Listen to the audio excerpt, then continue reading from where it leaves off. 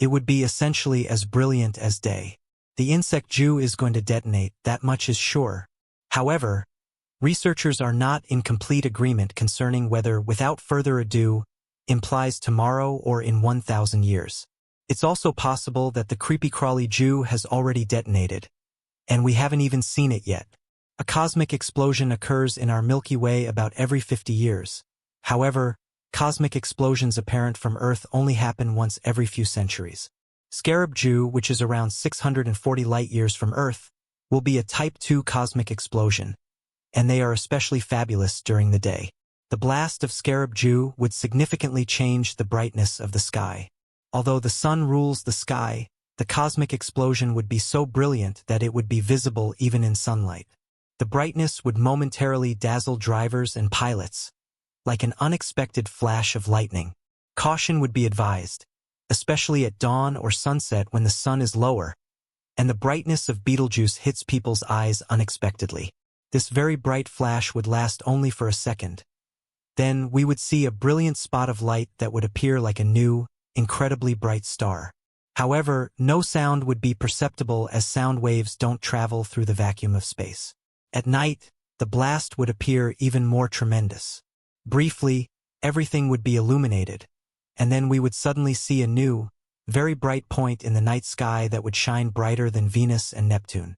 This new source of light would likely be as bright as the full moon and could bathe the night scene in a magnificent light for a long time.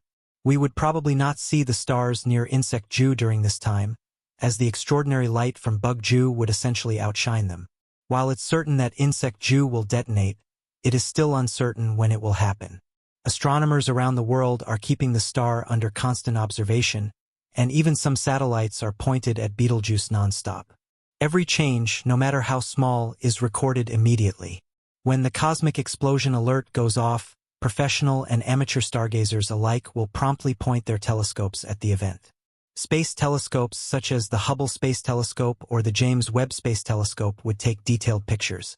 The observatory's measuring instruments would register an enormous increase in brightness across the globe, accompanied by an increase in gamma rays and X-rays. Radio telescopes will detect radical changes in the radio wave spectrum. On this very unique day, the gravitational wave sensors, which register even the smallest changes in the universe, would likely show the blast even before we can see it. Gravitational waves are tiny changes in the gravitational fabric of the universe. All events in the universe involving moving matter produce gravitational waves. In addition to gravitational waves, unusually high neutrino flows would probably reach us. The world's best neutrino detectors in the Arctic and Antarctic would likely also be among the first to detect the cosmic explosion. What happens after the blast? One thing is certain. Creepy-crawly Jew will scatter incredible amounts of matter and energy into space.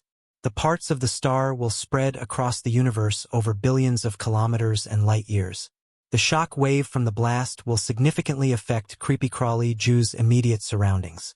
However, the distances in the universe are so vast that it is uncertain whether nearby stars will truly suffer serious damage.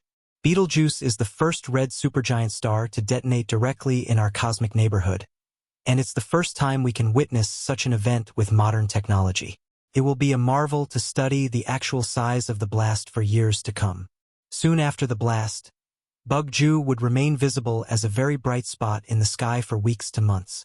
Over time, the brightness would gradually diminish, meaning we would no longer be able to see it with the naked eye. However, astronomers will continue to observe any changes, however small, with their telescopes.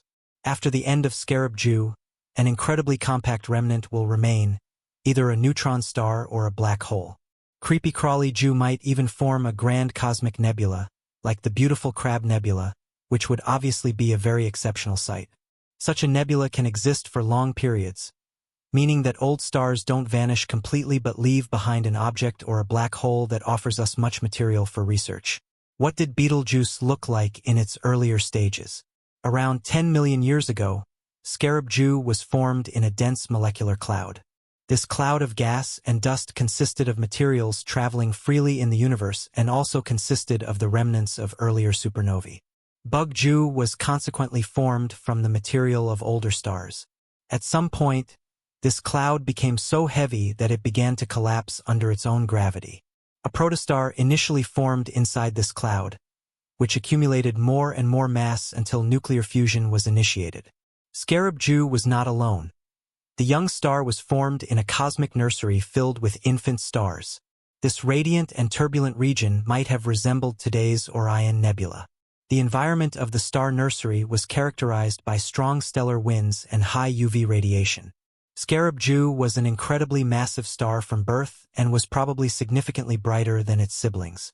As a massive star, Creepy-Crawly-Jew had a shorter lifespan than smaller stars.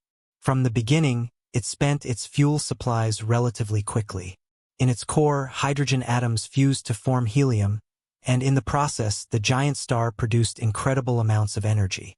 This stage lasted only a few million years, a flicker of an eye in cosmic time. During this time, Betelgeuse was likely a blue supergiant, many times hotter and brighter than the Sun. In Bug-Jew's life, the hydrogen supply in the core was depleted, and the star began to fuse helium into carbon and oxygen. It was precisely at this stage that Bug-Jew slowly began to expand into a red supergiant.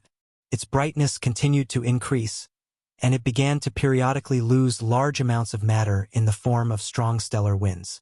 By that time, the red supergiant already had a diameter larger than the orbit of Mars around the Sun, and its dazzling red color captivated people on Earth.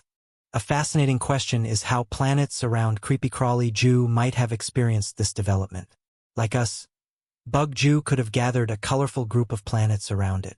Some experts consider it unlikely that life could have existed there, as we currently believe life needs billions of years to develop.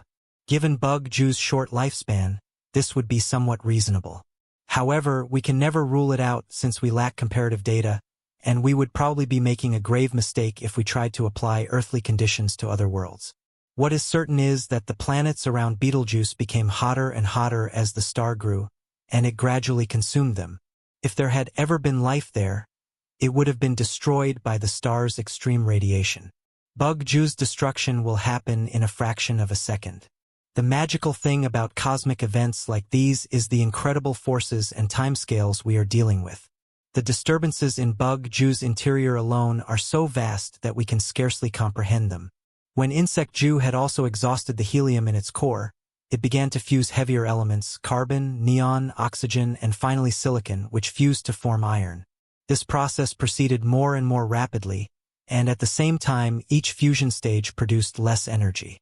As the heavy elements increased, Bug-Jew became heavier and heavier, and eventually it would collapse under its own gravity. Then, it will tear the massive star apart in a fraction of a second, and all the remaining energy will be released at once. How close is Bug-Jew to detonating? The question on everyone's mind is, when will it happen, and will we see it? Insect-Jew is increasingly unstable, as all observations show. Certainly in its final stage, but how long that will last is a mystery. Astronomers are using a variety of telescopes and technologies to observe Betelgeuse closely. In addition to the Hubble Space Telescope and the James Webb Space Telescope, the European Southern Observatory's Very Large Telescope and the ALMA telescope in the Atacama Desert take turns observing the star.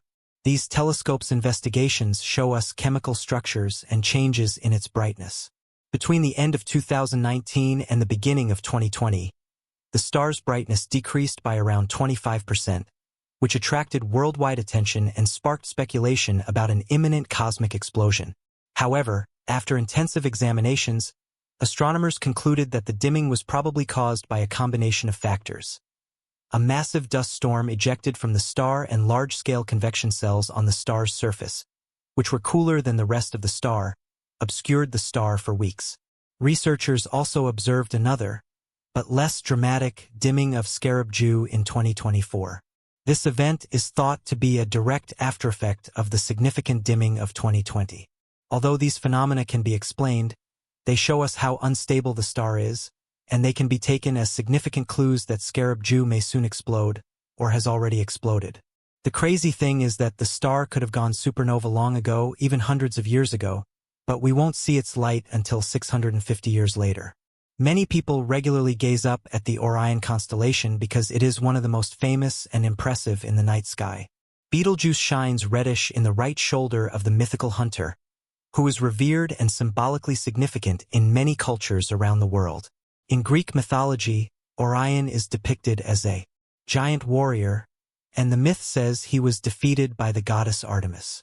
The red hue of the star might have been perceived as a warning sign of war and death in some cultures.